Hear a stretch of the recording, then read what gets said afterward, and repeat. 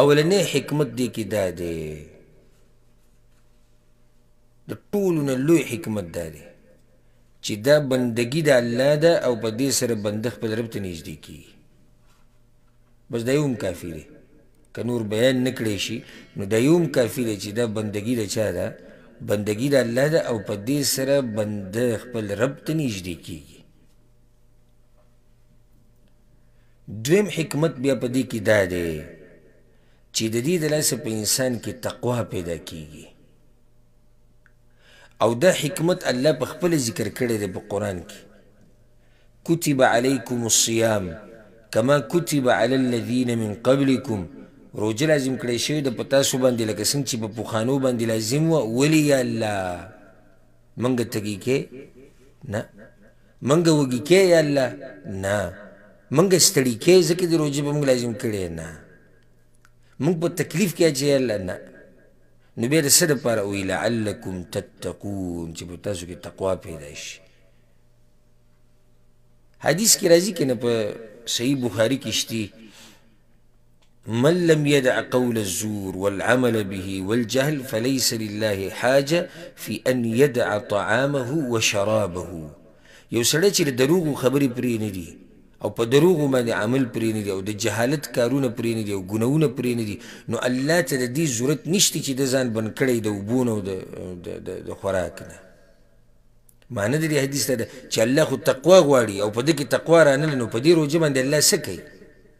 داسې ډېر مسلمانان دي، یعنې زه د بعضو مسلمانانو ته وګورم دا زړه مې پې خفه شي، ډېر زیات افسوس وکړم. چې حدیث کې راځي وایي بعض هغه دي چې په دې روژه کې صرف د هغوی نصیب چې دی هغه تنده او لوږی بس، او بعض هغه دي چې د هغوی د شپې په عبادتو کې نصیب بس د هغوی د شپه ویښه تېرولي او خوب خرابولي، بس نورو ته هېڅ هم نه میلاوېږي، اجر نه میلاوېږي. نو زه هم چې داسې زموږ په دې پښتنو کې به ډېرې په دې خبره به خفه کېږو نه، دا حقیقت دی. زموږ په پښتنو کې ډېر داسې دي چې روژه صرف دې ته وایي چې خوراک مه کوه او څښاک مه کوه او ښځې ته مه نږدې کېږه، نور کنځلې کوه، جګړې کوه، فلم ګوره، سندرې اوره، دروغ وایه، دوکې کوه، دړاکې کوه، هر څه کوه، خو خوراک مه کوه، څښاک مه کوه او ښځې ته مه نږدې کېږه. دا د کوم ځای روژه ده؟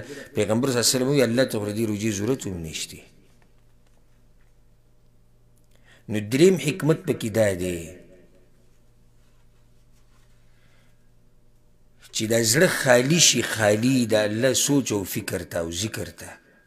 هغه په دې طریقې سره چې کله انسان دا خوراک ډیر کړي که نه، نو د دې سره په انسان کې غفلت پیدا کېږي، سستی پکې راځي، عباداتو نه بس بیا شاته شي.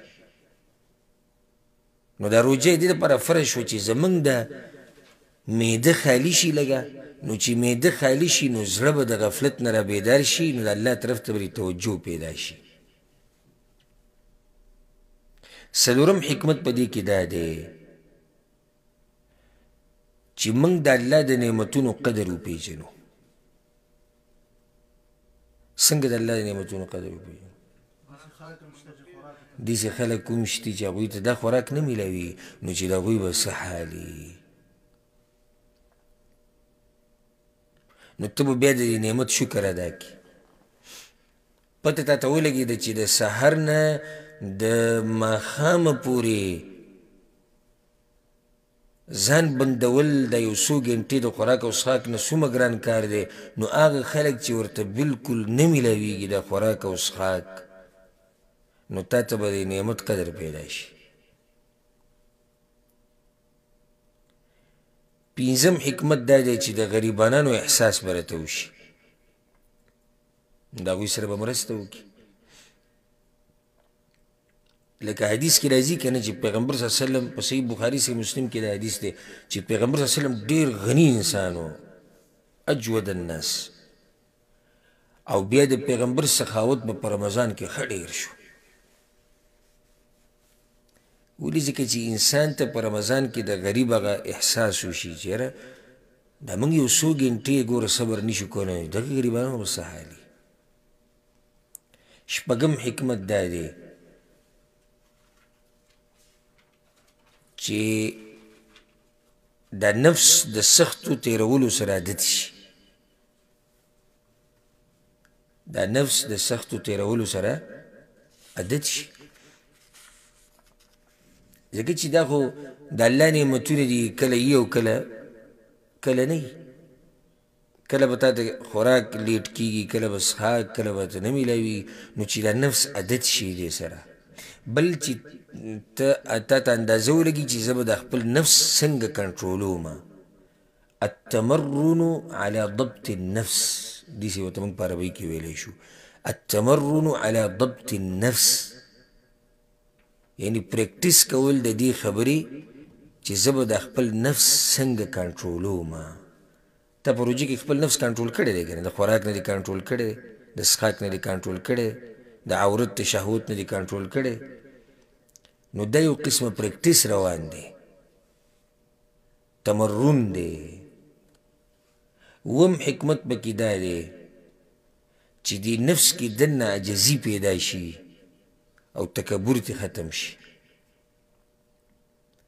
وجه دا ده، دا خو واضحه خبره ده. اکثر دا متکبرین چې دا مالداري که غریبانه مالداري، دا ډېر خوراکونه او قسمه قسم نعمتونه چې سړي سره یي او د ښځو نه شهوتونه پوره کوي، نو دا اکثر په سړي کې لویي پیدا کوي، لویي متکبر شي. یعنی ته ورته خوراک کېدی که نه، خوراکونه ډېر دي او تا ښه مزیده لکه مړه لرکه داسې دی سره وړي، داسې تکبر به وکړي او غزار به یې کړي او یو شی او بل شی. نو دا روژه د دې دپاره ده چې په دې نفس کې دننه عجزي پیدا شي، عجزي چې زه ګورې الله ته محتاج یم په هر وخت کې. که دا رب په ما باندې دا خوراک بند کړي نو ما به څه حالي، عجزي به د پکې پیدا شي.